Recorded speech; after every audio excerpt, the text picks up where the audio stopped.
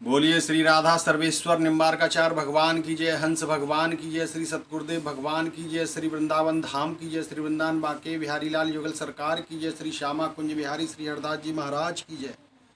आज हम सभी अजा एकादशी महात्म का लाभ लेंगे, जो भादो मास के कृष्ण पक्ष की एकादशी है।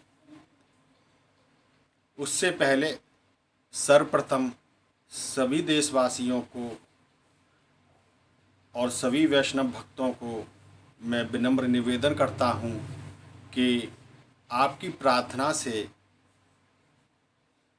गौ हत्या रोकने के लिए एक बहुत अच्छा आदेश माननीय इलाहाबाद हाई कोर्ट से अभी विगत 2-3 दिन में ही आया है।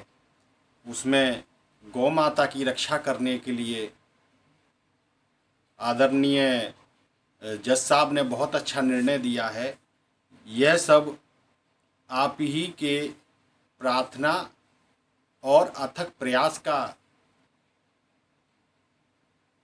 प्रयास के द्वारा यह संभव हो रहा है।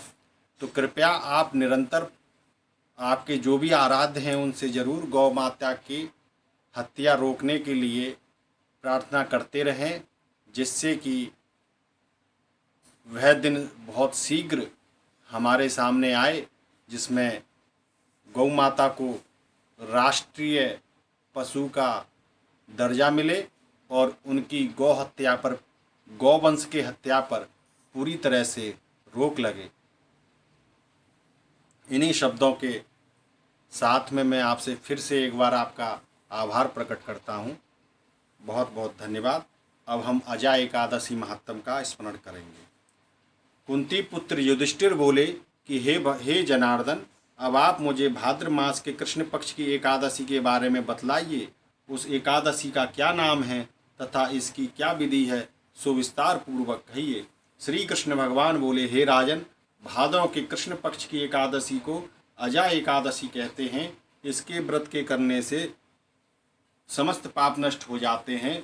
जो मनुष्य इस दिन भगवान की भक्ति पूर्वक पूजा करते हैं तथा व्रत करते हैं, उनके समस्त पाप नष्ट हो जाते हैं। इस लोक और परलोक में सहाय करने वाली इस एकादशी व्रत के समान विश्व में दूसरी कोई एकादशी नहीं है।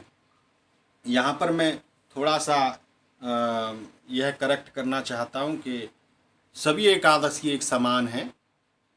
किसी भी एकादशी में कोई भी भेद नहीं करना चाहिए हमें। इस एकादशी की कथा इस प्रकार है। प्राचीन काल में एक चक्रवर्ती राजा राज्य करता था। उसका नाम हरिश्चंद्र था। वह अत्यंत वीर प्रतापी तथा सत्यवादी था। उसने अपनी स्त्री तथा पुत्र को बेच डाला। वह स्वयं एक चांडाल का सेवक बन गया। उसने उस चांडाल के यहाँ कफन लेने का काम किया, परंतु उसने इस आपत्ति के काम में भी सत्य को ना छोड़ा। जब इस प्रकार रहते हुए उसको बहुत वर्ष हो गए तो उसे अपने इस नीच कर्म पर बहुत दुख हुआ। वह इससे मुक्त होने का उपाय खोजने लगा। वह उस जगह सदैव इसी चिंता में लगा रहता था कि मैं क्या करूं।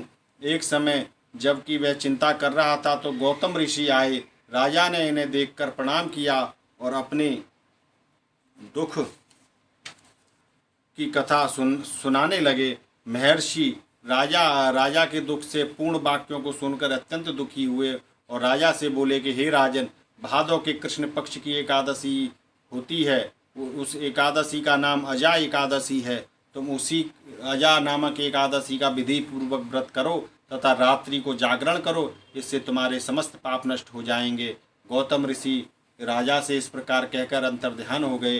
अजा नाम की एकादशी आने पर राजा ने मुनि के कहे अनुसार विधि पूर्वक व्रत किया, रात्रि को जागरण किया। उसी व्रत के प्रभाव से राजा के समस्त पाप नष्ट हो गए। उस समय स्वर्ग में नगाड़े बजने लगे तथा पुष्पों की वर्षा होने लगी। उसने अपने ब्रह्मा, विष्णु, इंद्र, महादेव जी आदि देवताओं को खड़ा पाया। उसने अपने मृतक पुत्र को जीवित तथा स्त्री को वस्त्र तथा आभूषणों से युक्त देखा। व्रत के प्रभाव से उनको पुनः राज्य मिल गया। अंत समय अपने परिवार सहित स्वर्गलोक को चले गए। हे राजन, यह सब अजा एकादशी के व्रत का प्रभाव था।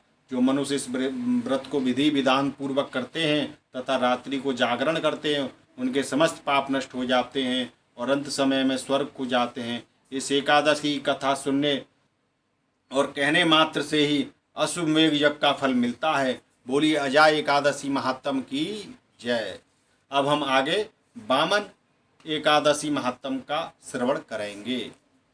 धन्यवाद। राधे राधे।